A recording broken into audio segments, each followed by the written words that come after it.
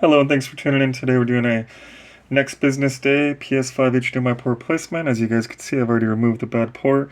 That capacitor didn't survive, so I'm going to try to do what I call the 2-pack, which is where I put that little tiny cap right there and the port on, and I cook them both in at the same time. Let's dig in.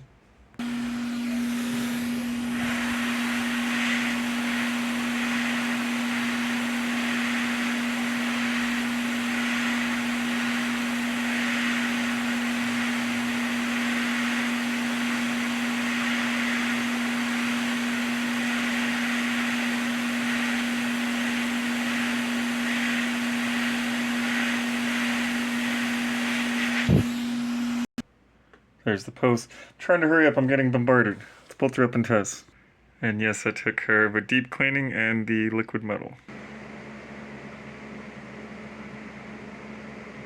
Okay, looks like it's rebooting. Waiting for that white light.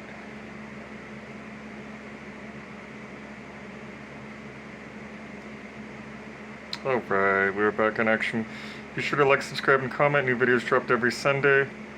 Memberships available. Store now open. Refurb units in stock. Just ask.